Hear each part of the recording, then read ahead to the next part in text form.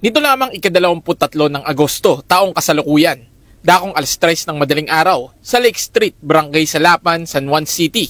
Isang pagnanakaw ang madaling narespondehan ng mga kapulisan ng San Juan City, katuwang ang mga barangay tanod sa nasabing barangay na nagresulta sa pagkakaaresto ng sospek na kinilalang si alias Bokbok, 28 anyos at residente ng Tondo, Manila.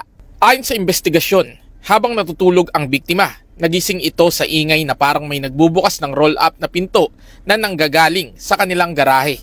Napatayo ang biktima at dagling bumaba upang tingnan ang pinanggalingan ng ingay.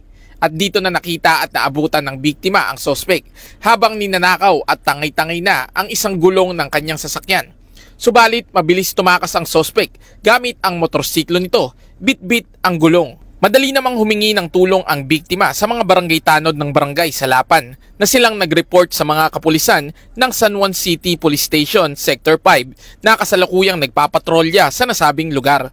Matapos matanggap ng nasabing himpilan ang nasabing insidente ay wala na silang pinalagpas pa at sa loob lamang ng 5 minuto ay agad na nakapagresponde ang mga kapulisan at na-corner nila ang sospek. Matapos basahan ng kanyang karapatan ang sospek ay pansamantala itong dinala sa San Juan City Police Station Custodial Facility para sa kaukulang disposisyon at ito ay maharap sa violation of Article 308 of the Revised Penal Code o TEP. Nais ko lang magpasalamat doon sa mabilis na aksyon ng mga kapulisan natin sa San Juan upang mahuli ka agad-agad yung magnanakaw doon sa gulong ng aming sasakyan sa simbahan. Kaya malaki ang aking pasasalamat sa mabilis na aksyon ng ating mga kapulisan sa pagtugon sa ganitong klaseng mga problema sa ating kapaligiran. Pagpalain po kayo ng Panginoon sa inyong kabutihan at pagsilbi sa ating bayan.